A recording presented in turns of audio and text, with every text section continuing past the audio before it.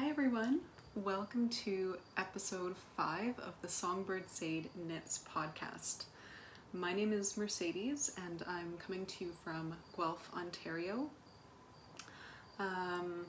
It's one of the last days in August and we've been going through heat wave after heat wave here. Usually it is hot here in the summer anyway. But we've had a bit of a dry spell for quite a few weeks and it's been typically over 20 degrees Celsius at night. So for us that's very hot. And then in the daytime, usually around 30 degrees Celsius, but then up into the 40s with the humidex. It's very humid in southern Ontario. So I'm usually not susceptible to the heat, but that's been a little bit unpleasant, I must say. But we had some rain last night and it cooled off just a little bit, so it's a very beautiful day here and the garden is a lot happier than it has been in the past couple weeks. And as a result, I'm happier too, so welcome. If you're new to my YouTube channel, I usually try to upload a video once a month, and I focus mainly on knitting with some forays into other wool-based crafts. And if you're joining again, thank you so much. I really am happy that you're here with me today and happy to share with you again. So welcome to everyone. You can also, by the way, find me on Ravelry as Songbird Sade. I do try to post most of my knitted finished objects there with some notes on what I've done, if I've made any modifications, if I've changed the gauge, that kind of thing. And you can also find me on Instagram as well as Songbird Sade.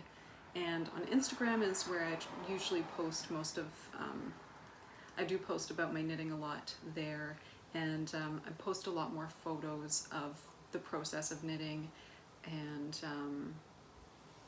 inspiration and that kind of thing. So yeah, follow me on Instagram if you'd like to see those kinds of photos. So today I feel that I don't have that much knitting to show you. I certainly have some, but I have some other things that I'd like to share, some other projects that I've been working on. So I just am going to consult my notes for a moment and have a sip of my beverage, which is just some soda water with lemon and ginger, which I find very refreshing.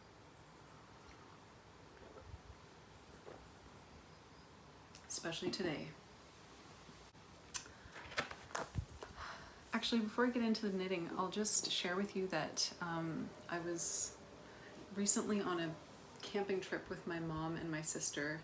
We go every year, just the three of us, and it's a really special time for us to reconnect and just get outside and do the things that we love doing together. And this year we went to Killarney, which is in Ontario, on the mainland across Georgian Bay from Manitoulin Island and just a little bit south of Sudbury. And it was our first time there and it was absolutely gorgeous.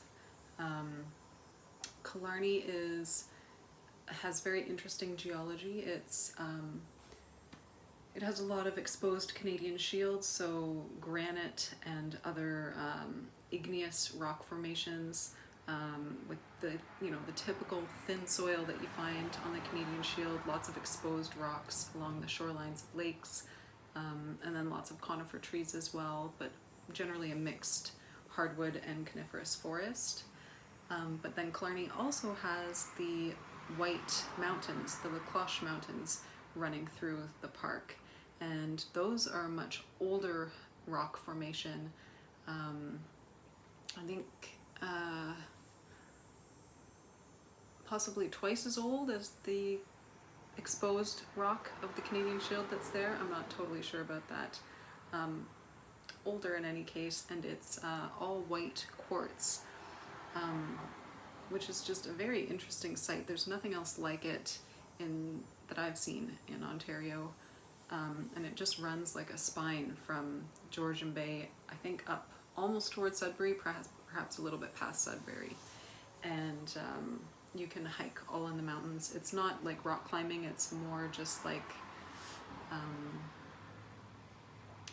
difficult hiking, and the views are astoundingly beautiful.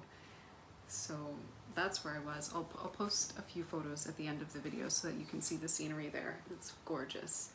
So I do feel refreshed from that, and I am very much looking forward to going back again, maybe in the fall if it's possible to do so. I'm sure it would be gorgeous at that time. If not then maybe next year. So yeah, other than that, of course, just working, and haven't been gardening much because of the heat, actually. And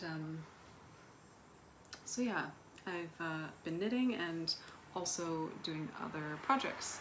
First, I'll share with you some of the knitting that I've completed in the past month, I guess, since I last podcasted here. Okay, so for finished objects, I don't have too much. Oh, I forgot my finished object. I will be right back. Okay. My finished object, I think it is the only one actually this month, is the shawl that I showed you in the last episode, episode 4. It is called the Op Art Shawl, published by Blacker Yarns, and I can't remember the name of the designer.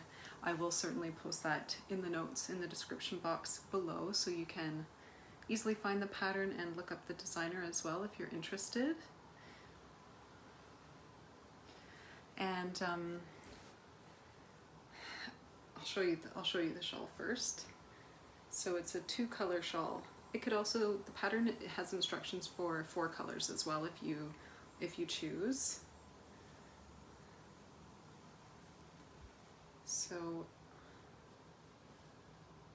it's an asymmetrical shawl, and it has some lace work. It's really hard to show in the video on the screen like this. I'll post, I'll insert some photos of me wearing it so you can actually see what it looks like.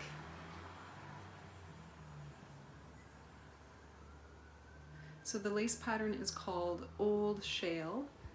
So a traditional lace pattern, but not knitted on lace weight yarn, so quite a bit larger and more visible.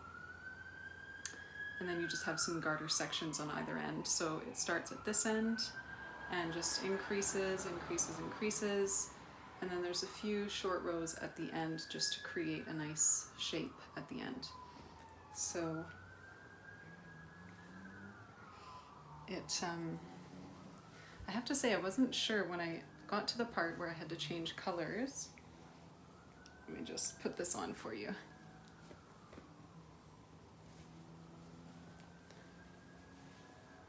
It can be worn a number of different ways. You know, you can have this side facing, you can,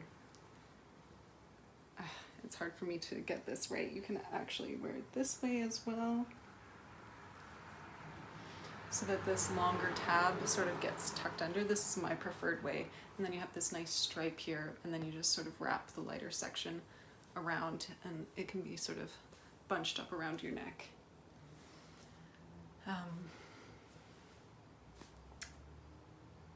Yeah, so when I switched, it starts with this lighter color, the main color, and then when I got to the contrast color part, obviously these are 2 colors that are high contrast, so I was a little worried that I wouldn't end up liking the result. But then once I kept knitting, and especially once I got to this solid color part here, overall there's a lot of balance. Even though this is light and this is dark, it's about half and half in terms of how much color you use. So I think it looks really balanced overall. So I love this. So I'll just remind you again what yarns I used. For the contrast color, I used a colorway called Fox and Kits from Fleece and Harmony, which is a farm and yarn store in PEI, Canada. And this is their own yarn made from wool from their sheep. And they also use an environmentally friendly dye as well. I don't know much about that. I know that the certification for that is GOTS, G-O-T-S, and I'll have to look more into that method, how that is environmentally sustainable.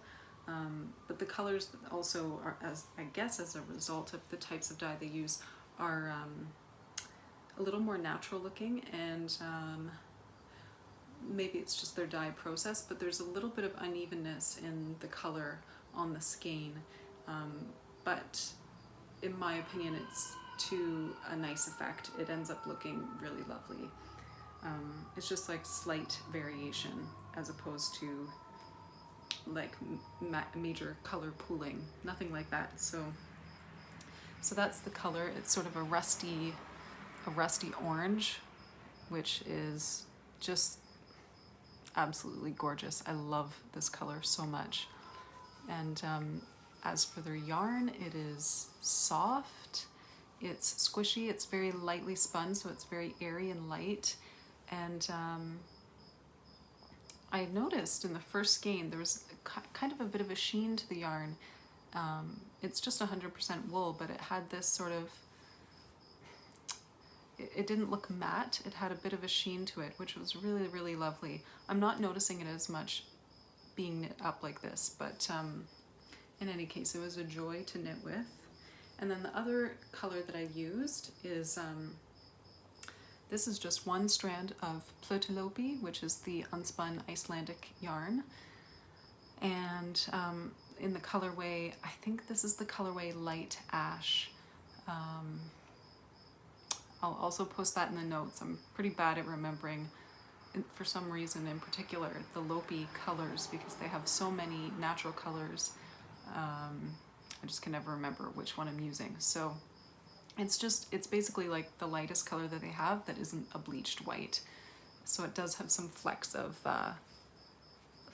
black in there, but really subtle. And I loved working with that as well. I loved how light and airy it is. I love the way the lace looks in this yarn. It still has a bit of a fuzz to it while being lacy. Just very beautiful, light, squishy. It really like feels nice around the neck. So that's my finished shawl, and pretty much my only finished object to show to you. I'm really happy with it. And if you're wondering about knitting with Plutilopi, if you haven't done that before, I guess all I would share with you is that it's lovely to knit with, and it's not super fragile. You just, you do have to be careful when you're drawing from the cake that you're just doing that carefully and intentionally.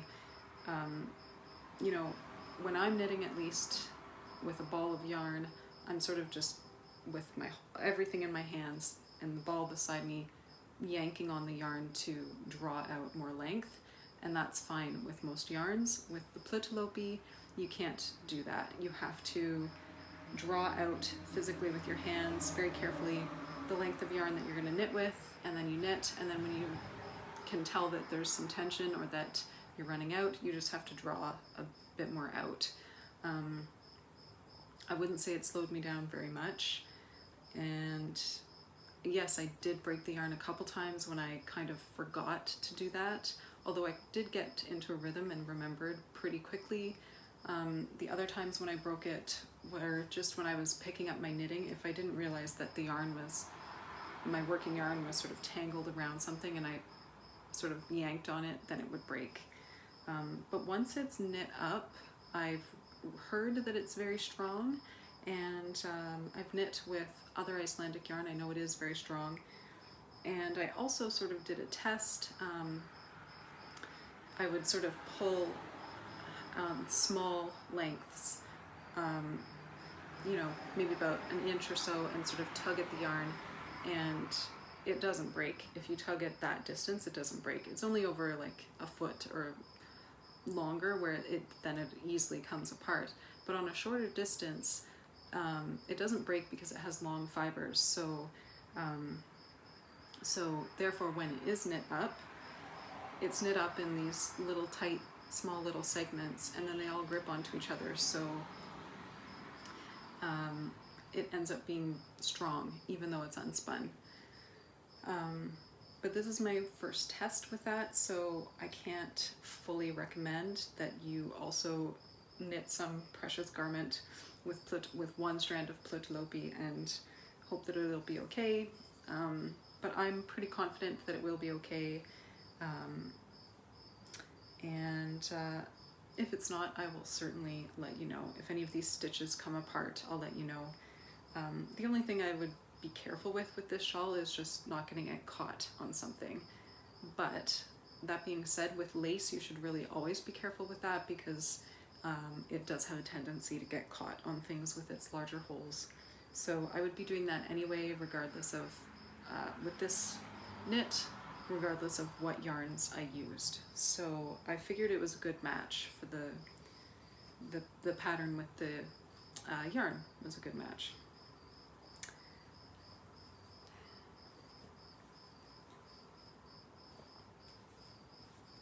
So that's the Op Art shawl. And as I say, that's it for finished objects. But I can show you some things that I'm working on. This is sort of a kind of a finished thing, but it's also a long-term project. This is the log cabin blanket the pattern is by Very Pink Knits, and I think it's a free pattern.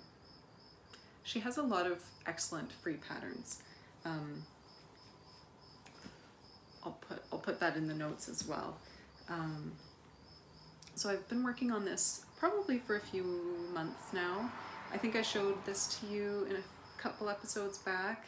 I'd finished a square and started another one. I've now finished 4 squares, and that is probably maybe a third of the way. I think I'd like 12 squares in total. And this is the kind of project that when you start a square, you think it's going to go by much faster than it does, but then as you keep working on the square, it takes more and more and more time to finish it. So it is a slow project, which is totally fine. It's a very easy project to take on a trip or take camping and just pick up anywhere at any time.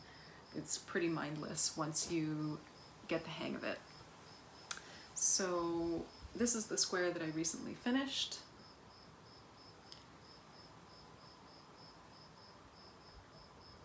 And yeah, so this is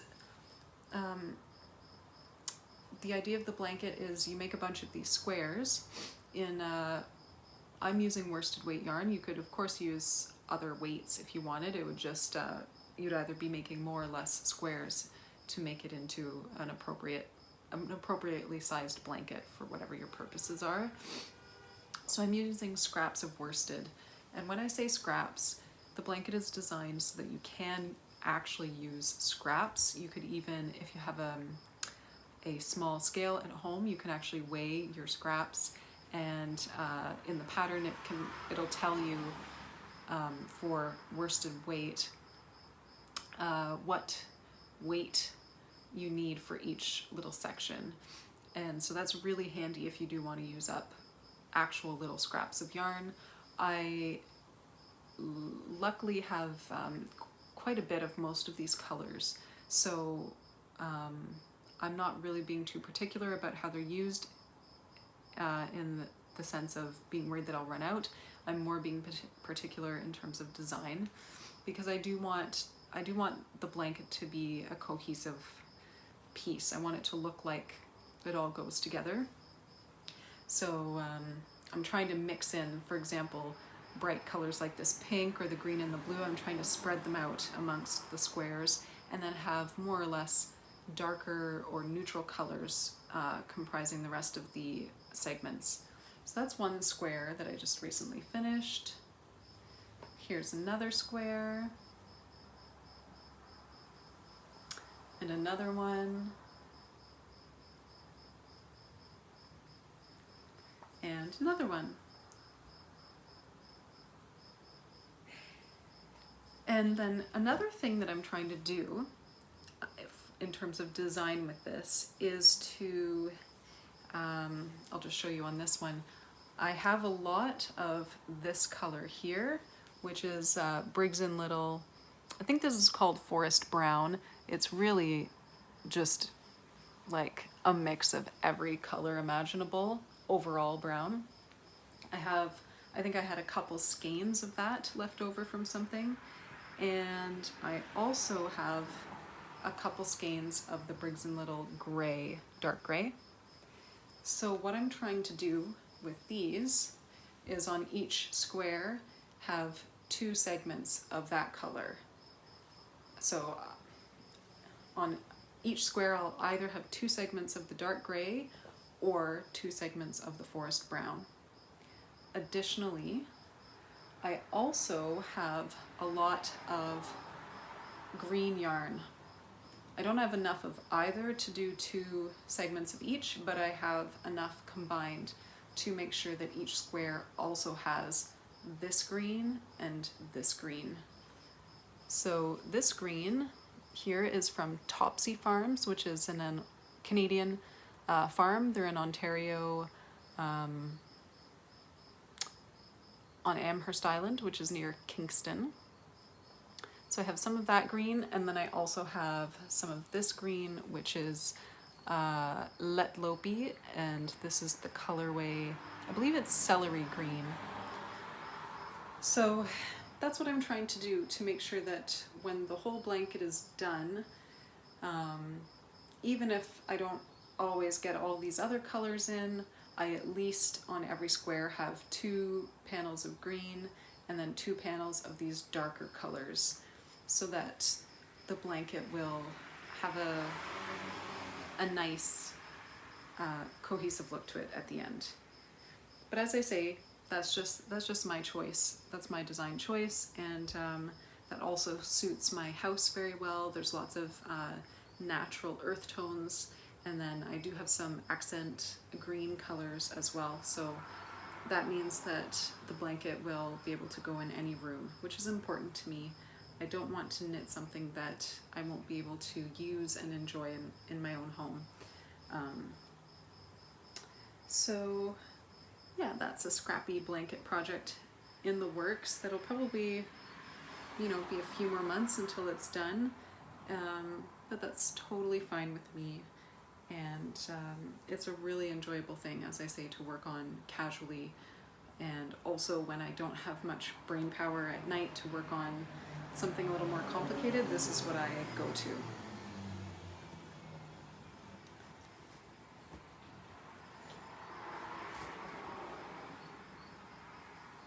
And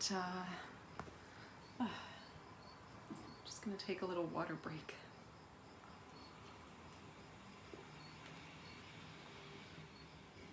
It's always important when you're knitting or when you're watching something entertaining that you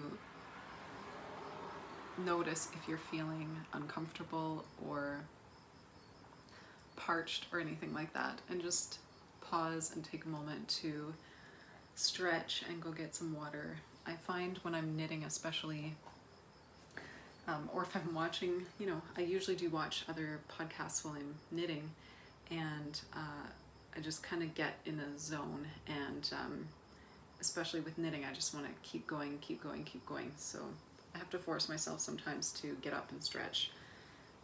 And if I don't, I definitely feel the effects of that. So feel free to pause and do what you need to do to make yourself comfortable.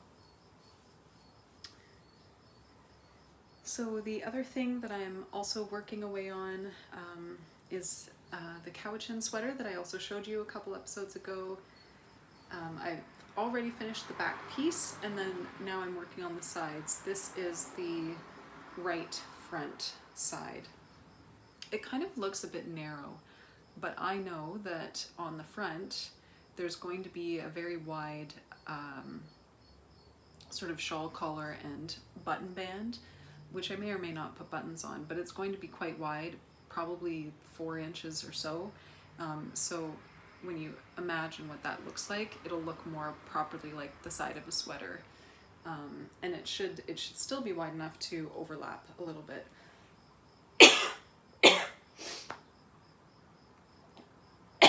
Excuse me. It should still be wide enough to overlap a little bit so that it's really nice and cozy. So I'm not too worried about that. So yeah, so all I need to do to finish this side is there's a bit more color work here to sort of match this color band, a little bit more of that, and then decreases start so that it comes to, it'll be a raglan shoulder line, so there'll be some decreases to get the shaping in for that, and in that little triangle that will be created there will be a another intarsia section of a tree, and that will be done with this dark brown. So that's all I need to do. That probably actually won't take that long. This yarn is super bulky. It's also unspun, but it's one of the yarns that I'm using is 5 strands and the other one is 6 strands altogether. So you can kind of be a little rough with this while you're knitting it, and it's okay. And I'm knitting on the main body is on 7.5mm needles, and then this here is on, I think I did that on 6mm needles for the ribbing, just so it's nice and tidy. And yeah, this I have to say, this is actually not very enjoyable to knit, just because of the feeling of it, because it's heavy, and just knitting with bulky yarn, it's really hard on the hands. You really have to muscle through it, and for that reason it's not that enjoyable. Also, intarsia, I personally don't really enjoy intarsia. You kind of, to get designs like this, you have to do it. There's no other way really to do it unless you do embroidery or something over top, but then that's not knitting, it's a totally different technique, and it's an extra step as well. So, you know, it's worth it. It's totally worth it to get super cute designs like this. I just don't enjoy it that much. Maybe if it were on thinner yarn, I would have more of an appreciation for it, but this is my first intarsia project on super bulky yarn. So yeah, I'm not turned off of it. I'll definitely try it again, but just saying, not my favorite technique. However, you can do really cute things with intarsia, so I'm liking that, and I am liking the results of this. This is going to be a very, very cozy, large jacket-like sweater, perfect for pretty much all the cold seasons that we have here in Ontario. We have, it can get very cold in the winter, but if you're just, you know, moving around outside, just outside your home, sometimes you don't need a huge parka if you're not really walking anywhere far, so I think this will be great. And the yarns I'm using for this, again, are Briggs-and-Little. They're unspun, I can't remember what they call it, it's just their cakes of unspun roving, and I think they do 6-ply, and then so that's for the white and the brown, and then the pink.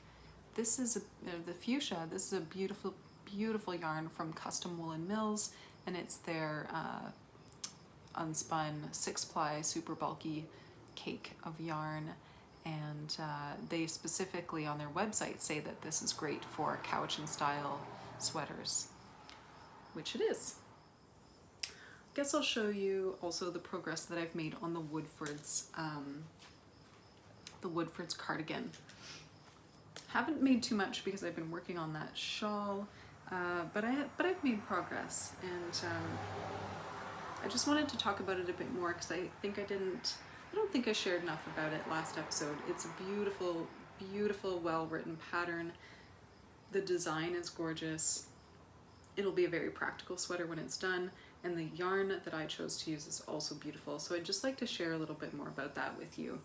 And I'll also insert a picture here of the design so that you can see what it looks like, so that you can understand the appeal of it. It's certainly a simple, everyday sort of cardigan, but as a knitter, it has so many interesting elements to it. And yes, it's complicated to knit, but the pattern is so well written that any proficient knitter can very easily follow the pattern and end up with a stunning, stunning result. So the pattern is by Elizabeth Doherty, and I'm just going to pull up some information on the mule spinner, which I spoke about in the last episode. This is, so the yarn I'm using for this is, once again, from Custom Woolen Mills.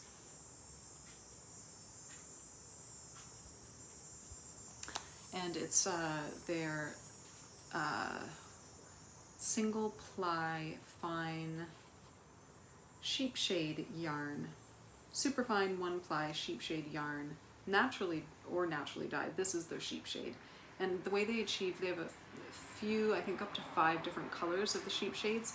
How they do that is they just blend lighter and darker sheep, natural sheep wool with each other to create a range from just natural undyed white all the way through different grays to black, basically, or mostly black.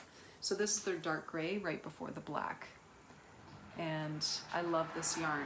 It's really, really beautiful. And I know I've mentioned this before, it will bloom really nicely. So it kind of has a bit of a stiff, wiry feeling while you're knitting with it. And but I know once I wash and block this sweater, it's going to bloom and soften really nicely.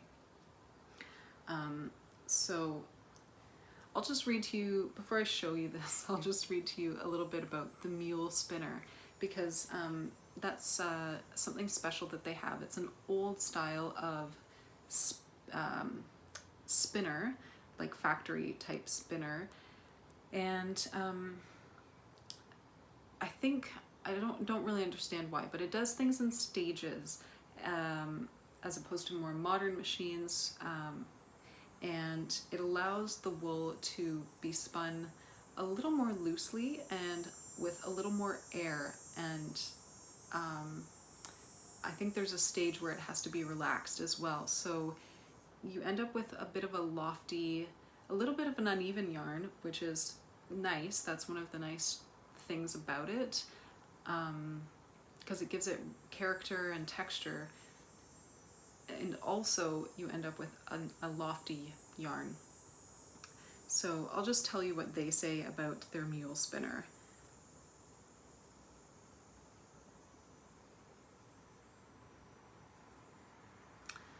Okay, so this is just from their website. Our premium plied yarn line, Mule Spinner yarns, are made from the finest Canadian-grown merino and rambouillet wool and spun using a spinning mule which was built in 1910. They are extremely soft, with an airy, lively characteristic all their own. Unlike new industrial spinning processes, mule-spun yarns are drawn, spun, relaxed, then wound, mirroring the processing pattern of hand spinning.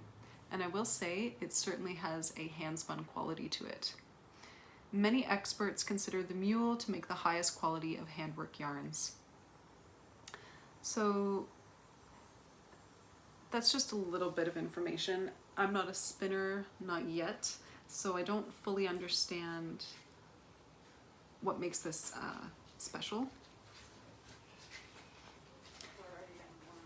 But I think the key there is that there's a relaxing stage before it's wound, and yeah, you can really tell it's really lovely yarn, really, really lovely. So why don't I show you what that looks like knit up.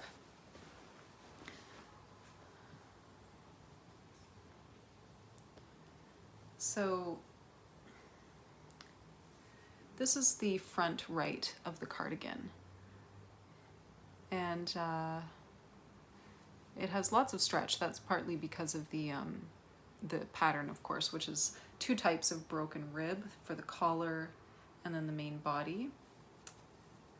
And this is the back. So I've sort of started the right front, and then this is the back here. I've started now the left back as well. And there's this beautiful braid detail that's going to go all along the back shoulders. And then I think this braid detail is picked up again. There's a skirt along the bottom of the cardigan, and I think that it's picked up again before you start the skirt. So you sort of have these two sort of lines across your back.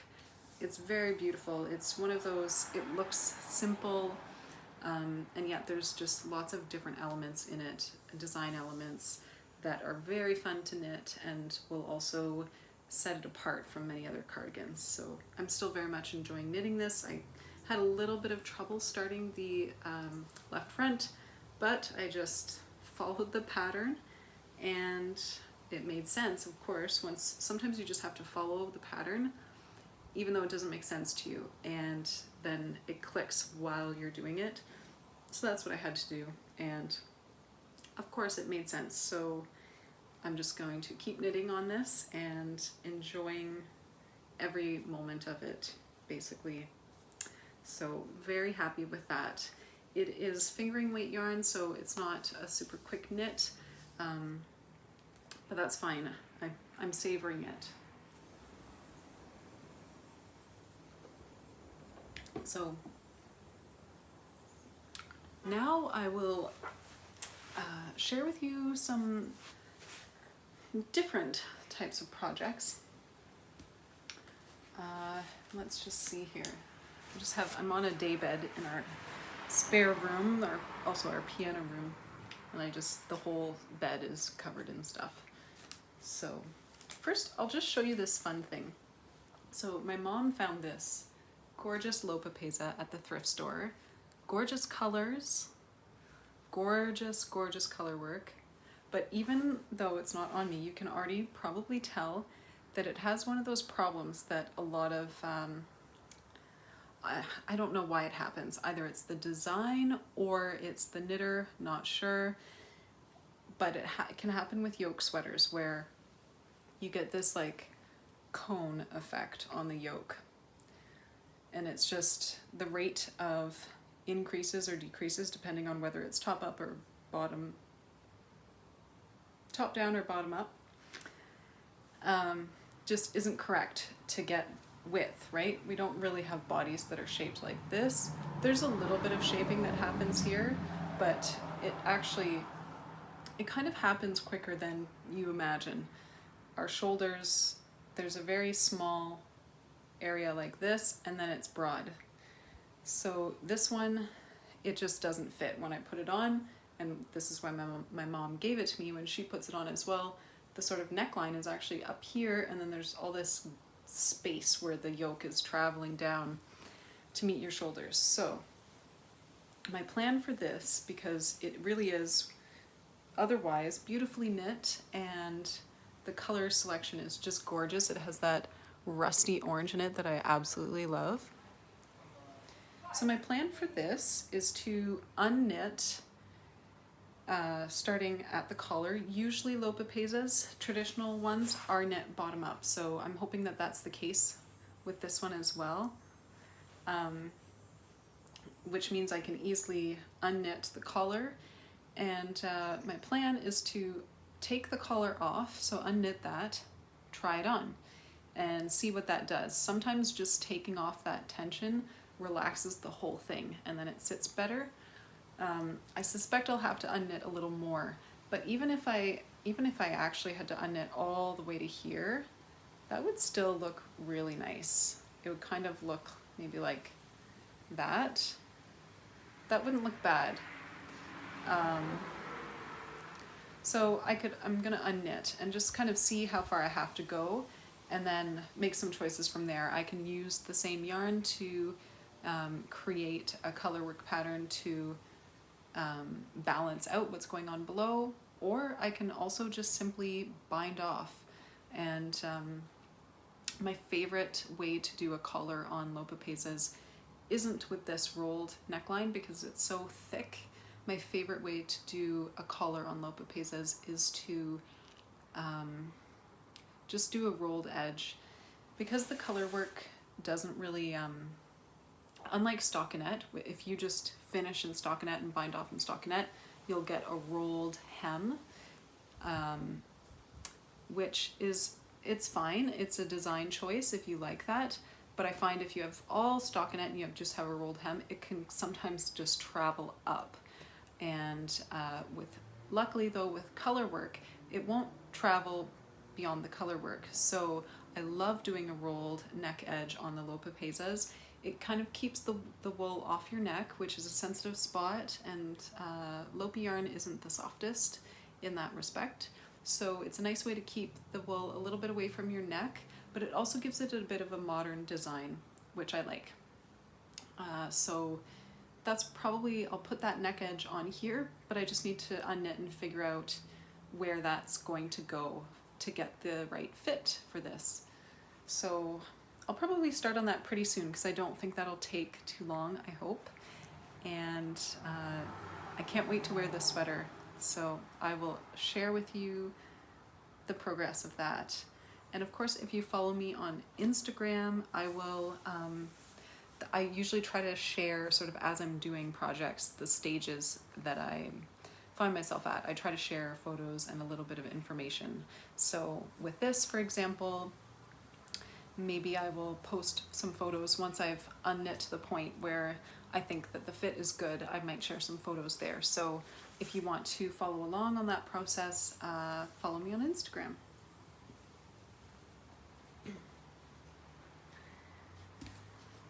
Okay, so the most exciting thing that I've been working on this month is dyeing fibers with plants. So this is something that I've wanted to try for a very long time, and I have been reading books on the subject, and I sort of started that in the winter, but I didn't have any dye stuff at the time, and I really wanted to use foraged and gathered plants from my own garden or from the wild. So I had to wait until some of those plants were ready to be harvested. And right now, so many plants in the garden here can be used for dyeing, and almost all of them are ready. So I have really, I could make any choice I want in terms of what dye to use or what color I want to get. But I started simply. I started with black walnuts. So black walnuts are native to Ontario here, and they also grow all over the world in different places. If you're familiar with them, you will know that they're not pleasant to have in your garden because the toxin juglone or juglone, I'm not really sure how it's pronounced, but the toxin that's in the husk of the walnuts actually prevents other plants from growing. So very unpleasant to have in your garden, but I don't have any in my garden, but luckily we do have lots in the neighborhood. So I was able to harvest a lot of walnuts, and I did my first dye pot with walnuts. And the reason why I chose walnuts is because they can be used after having fermented and being soaked for a while, or after being dried. So if you harvest them and then you kind of don't get around to making the dye pot for a few days, it's totally fine. So they're forgiving in that way. And I also chose them because you can dye using walnuts without a mordant. And so a mordant is the chemical that you would use usually before dyeing to help the dye stick and stay color fast. But because walnuts contain one of those chemicals, which comes from the tannins in their skin, you don't need to use a different mordant. So it's just a one-step process. So that makes it easy for the first-time dyer as well, and they provide gorgeous color. So that's what I did.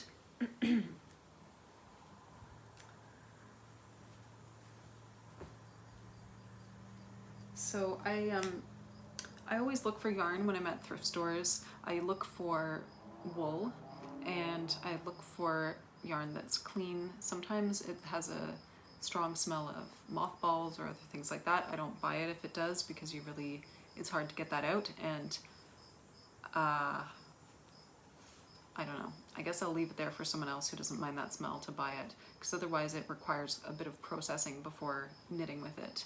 So I found this yarn. It's, I don't know what it is. It's one of those, like, it's a mix of wool and nylon, and it's, I think it's like a sport weight. And I found a bag of this that had about 8 50-gram balls in it. So, and it's a great color. It's just a nice light to medium gray. Nothing wrong with that at all. Perfect for socks. But because it cost me so little, and because it has a bit of nylon, so less likely to felt, I decided I'd do my first test with this yarn. And luckily no felting occurred. There are steps you can take to reduce the likelihood of felting. And I was very happy to find out that if you follow those steps, at least with the yarns I used, they didn't felt. So crisis avoided in that sense. And I'll show you what resulted. So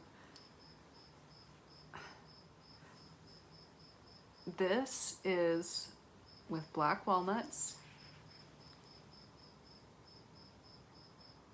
This is a rich, rich chocolate brown. You can see there's variation in that. There's darker spots, lighter spots, there's some highlights, but overall just this gorgeous, rich, chocolatey brown. And I'm really happy with that. How I got this was, so this used to be this color. And how I got this was I just cooked it for the recommended amount of time in the dye, and then I let it sit overnight, and it really, really absorbed all that color. And I was actually kind of shocked to discover the color. Even after washing this has been through several rinses. Some dye does still come out, which I think will continue to happen for a while, but I'll just, if I knit this into socks, I'll just be careful how I wash them for a while. Yeah, but yeah, I was a bit shocked with that color and pleased. So that's one trial. And by the way, this is all from the same dye bath, but just used slightly differently. So this one I cooked and then let sit for 24 hours or more. And then this, again, also originally gray. Now this color, kind of an orangey brown with, yeah, highlights of orange and yellow. It kind of reminds me actually of a Briggs-and-Little color, which is called Brown Heather, I think. This, I didn't cook. So I just, with this one, once the dye pot was cool, after I had cooked this, and once it was basically air temperature, I added this and then let this sit for a day. So I put it in there before I went to work, took it out when I came home, and it ended up being this gorgeous, really, really gorgeous heathered brown color with a bit of orange in there. So that's cold, this was hot. So that's two colors from the same dye pot. And then I had a third color. It's just a bit messy here, I want to wind it up. I also ended up with this taupe here. This used to be kind of a chicory purple, so like a really vibrant purple. I actually have a poncho, or like a shawl poncho that I knit in this, which is on my Ravelry page if you want to see what the color looked like before. I'll also post a picture before on Instagram so you can see the color. It's just like a medium bright purple, and over dyed with the walnut, you can see it turned kind of a taupe color. I should apologize. I can see that this is not fully in focus, and what I'm doing, I usually video on my phone, record on my phone with the outside camera facing me, because that's the better quality camera, but then I can't see myself. So if I need to check that everything's still in shot, I actually have to go around behind, and that's kind of awkward. So I thought I'd try it this way, and I can see that the image generally is fine, but then when I'm holding things close to the camera, it's not really in focus. So I apologize for that. Hopefully I'll figure out how to do that better next time.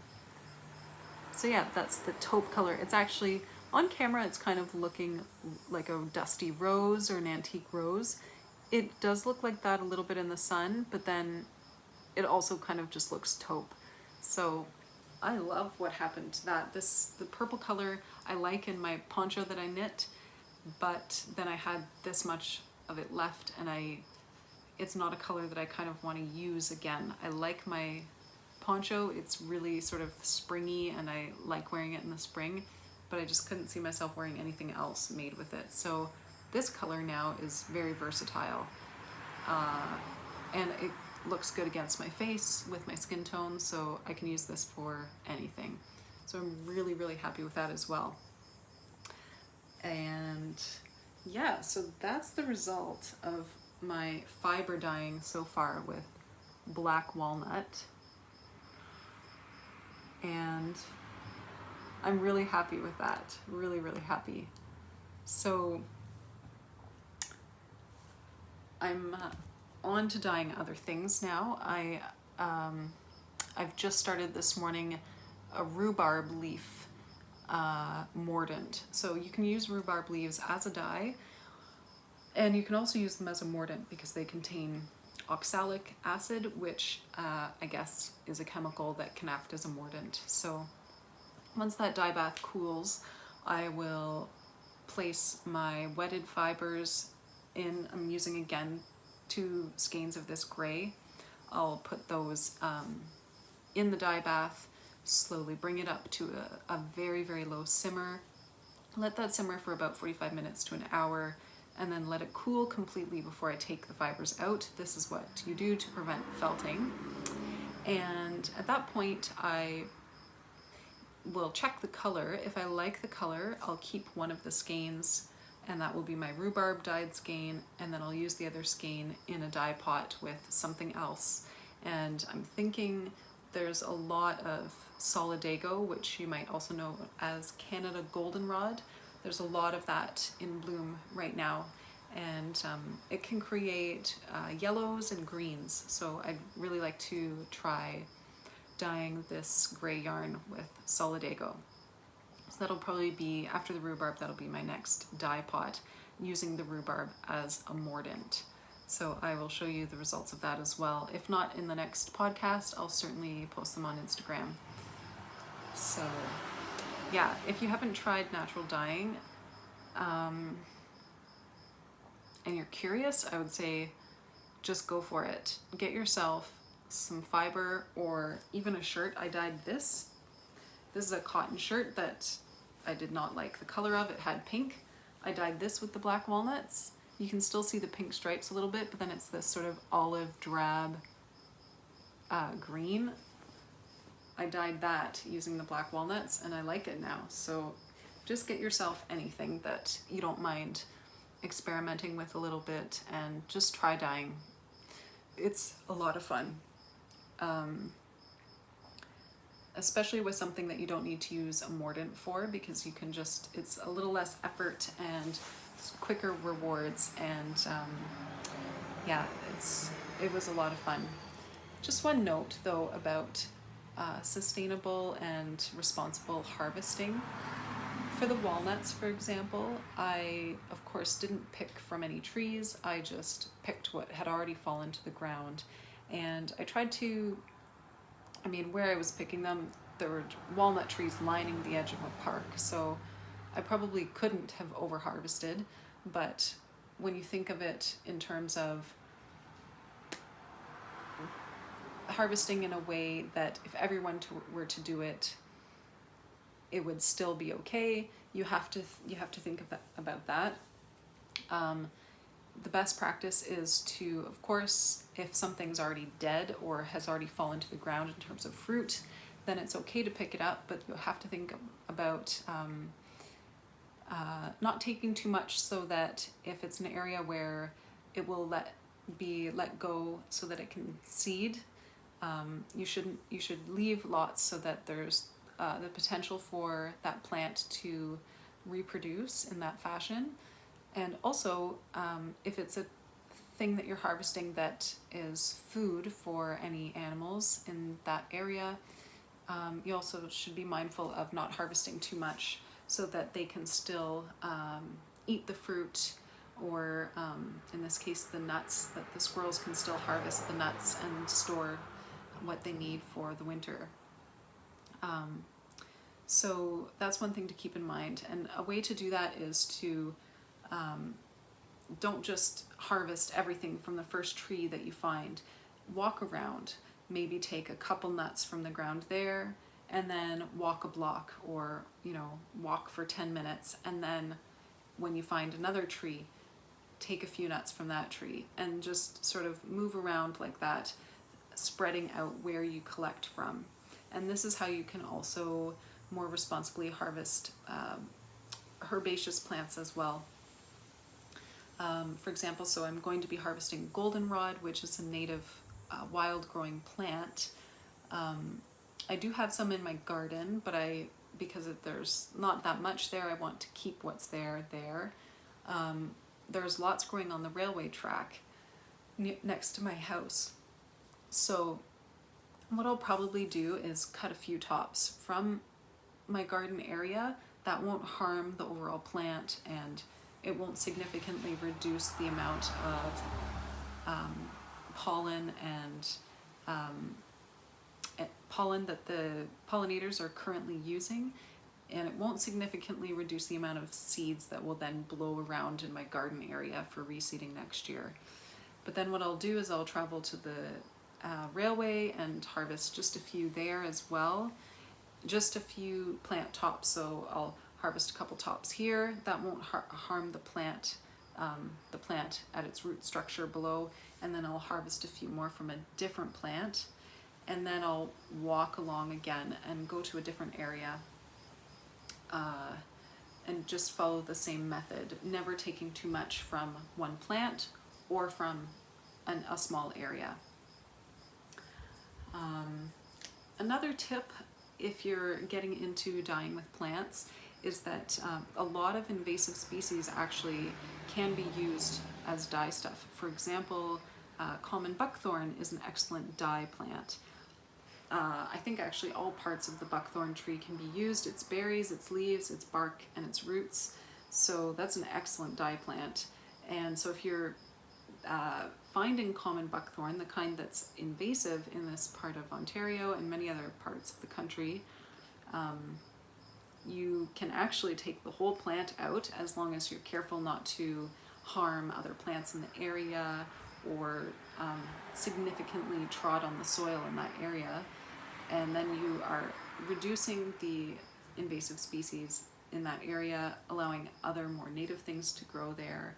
Feel free to plant seeds there if you'd like, and then you can use the entire plant for your dyeing. So buckthorn berries are coming into season now, and if I can find a couple buckthorns with berries on them, I will also try to dye using them, because it's a great way to be a better land steward by reducing the invasive species and creating more space for the native plants to grow, and then also using that plant instead of just composting it or letting it grow in a brush pile. It's a great way to use it and make something positive from the whole thing. And also, I guess if you're into natural dyeing, I'll just show you what books I found.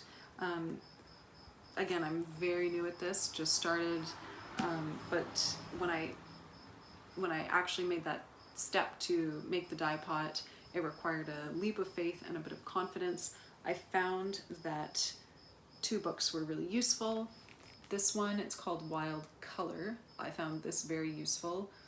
It has a variety of plants from all over the world in it, so it could be suitable for you, you know, if you're in Europe or Asia or wherever. Many of these plants are sort of available all over the world.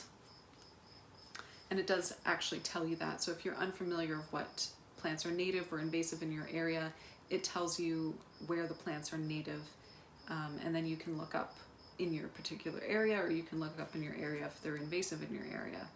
So this is sort of a broad introduction kind of book for getting started. It has more information, I think, than I will need.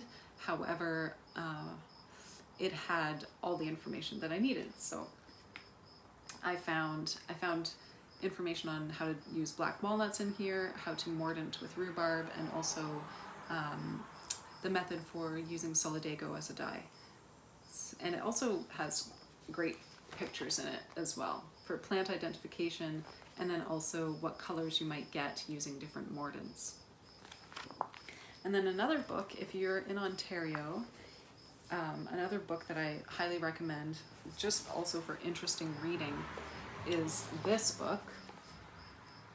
It's called Dye Plants of Ontario, or I guess it's called Spectrum Dye Plants of Ontario, compiled by the Burhouse Spinners and Weavers Guild, which is just amazing that they put this together.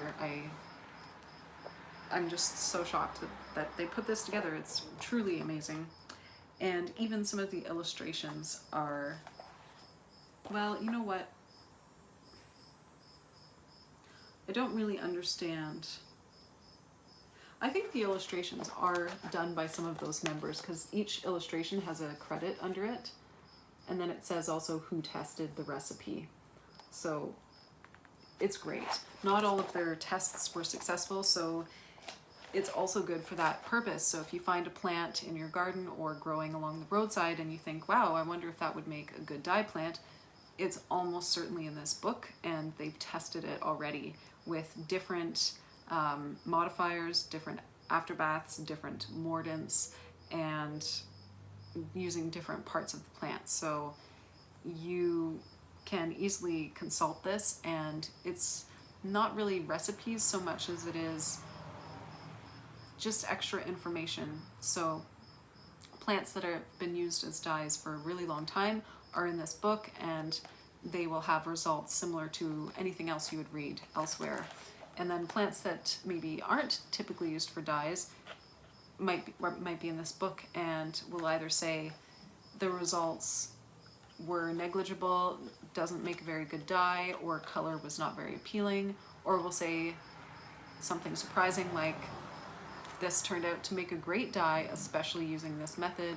So this is just a really fun book to have if you're interested in plants in general, and if you're interested in dyeing with plants. Oh, I should mention I will also insert a little video of my first attempt at dyeing with black walnuts. It's nothing special, but maybe if you're a visual person, it's just nice to sort of see how that works. It's easier than you think. I'm a person who doesn't like measuring things, and I also just, I like to kind of meditate and zone out, which I think is why I'm so drawn to knitting. You know, there's lots of time typically between when you have to focus and take the next step, and then you can kind of relax a bit after you've done that. So that's how I like to do things, and I had this idea that dyeing would be lots of active attention and many steps that you had to be really scientific about. And I'm sure you can approach it that way, but I think you can also approach it in a more relaxed way. So I'll just insert a little video here of me making my first dye pot.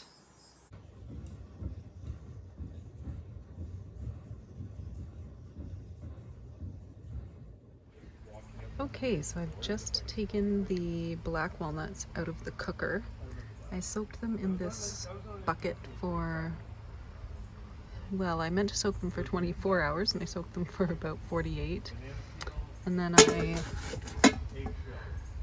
used my, I guess it's like a canning pot. I put the walnuts in there and then boiled them on my induction top, and I just removed them. And then this is the liquid. It is quite dark, a very, very dark brown. It actually stained the pot black. So now I'm going to put my fiber in there, and this is what I'm dyeing. I'm gonna dye a cotton shirt. I'm gonna over dye this yarn because it's not a color that I like anymore. I do like it, but I don't like wearing it. And then these are some skeins that I found at the thrift store. They're wool and nylon, and I have lots of them, so I'm gonna dye a couple and see how that goes as a test. So I'm gonna actually put them all in together, or I'll start with a few and see if they fit in the pot. So I will show you what that looks like. Okay, this pot is quite small, so I fit the shirt in there, and I also put one skein of that gray yarn in there, and I think I'll just start with that as a test and see how that goes. I still have more walnuts that I can use, pretty much an endless supply, so I don't mind doing this process again if I enjoy the results. So I'm just gonna put a lid on that, and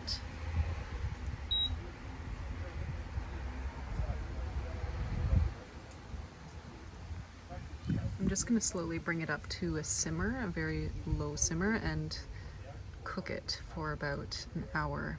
And then I'll turn it off and let it cool down to air temperature before I remove any of the fibers, just so that the wool that's in there doesn't felt, or so it hopefully doesn't felt.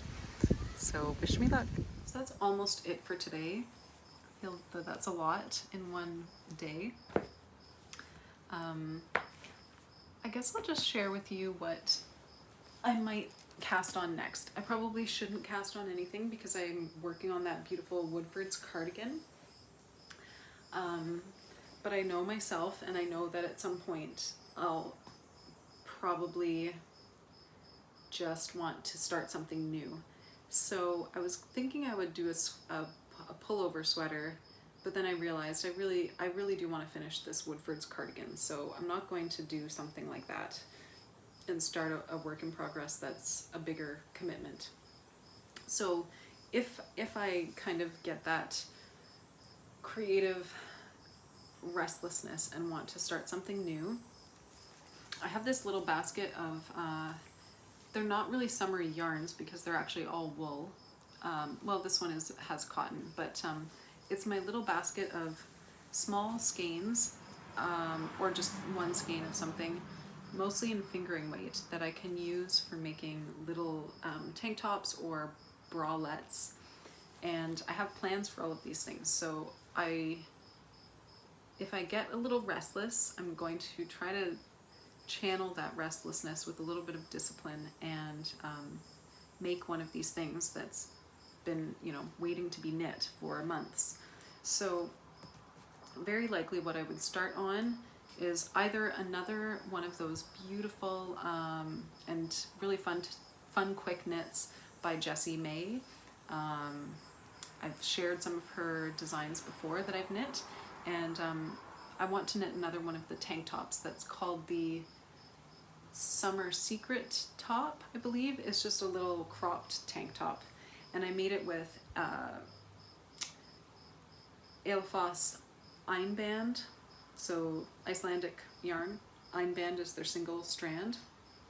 Bit scratchy, but I love it. I just wear like a really light bra with no underwire underneath it, and I don't mind it at all when I'm wearing a bra. So I would be holding two strands together, and I'd be mixing these two. I bought these a long time ago for a shawl, and I didn't want a shawl.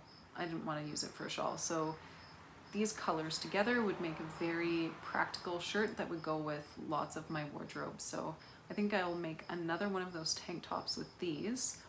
So I can cast on that because it's, again, an easy knit.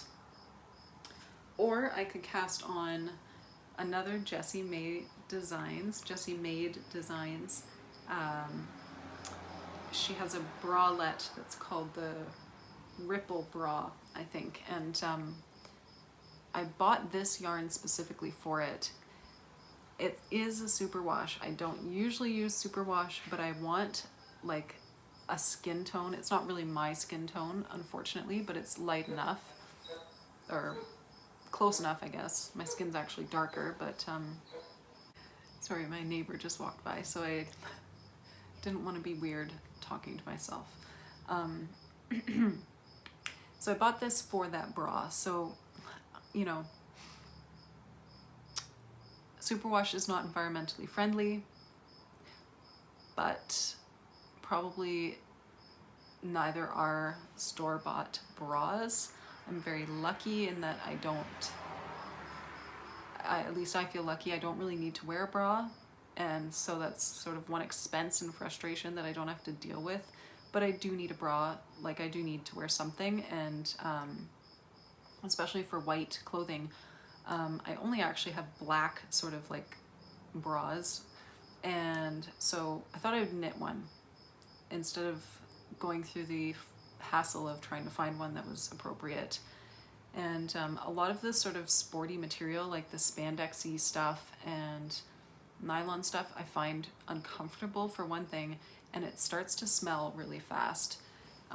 So wool doesn't smell quickly, like it kind of, people say it's self-cleansing, or it just doesn't take on odors the way that other fabrics do, especially synthetic fabrics. So I thought I would try making my own bra, and I opted for superwash because then I don't have to worry too much about the way I wash it. I can put it in with the regular wash and see how it goes.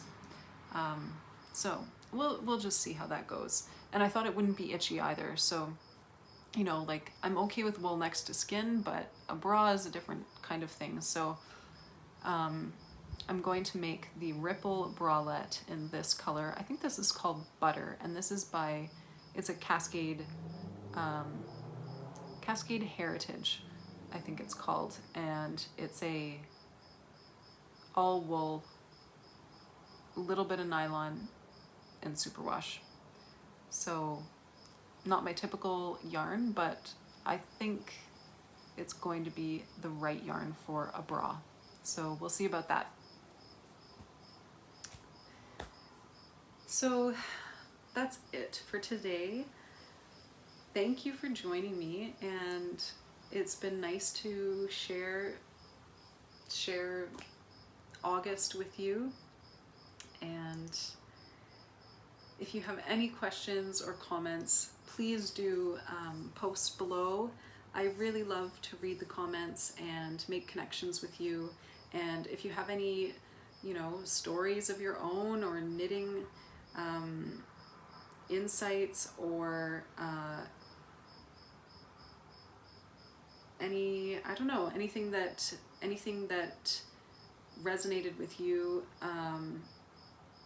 while you're watching this video that has to do with knitting, please share below. I'm sure lots of other people like to read about your experiences as well. So yeah, and of course, if you do have any like specific questions, you can direct message me on Instagram, or of course ask below, and we'll get in touch that way. And yeah, maybe also if there's any interest, I might do a question and answer maybe next podcast, so episode 6, and but maybe episode 7 as well. So if you like that idea, maybe say so in the comments below, and then we can, I don't know, you can start thinking about questions or posting them if you want as well, and then I'll just sort of keep track of them and then answer them in the episode, either episode 6 or 7. So yeah, you could ask questions related to knitting, like my experience knitting, whatever, I guess whatever you want to know that has to do with the Songbird Sade Knits podcast.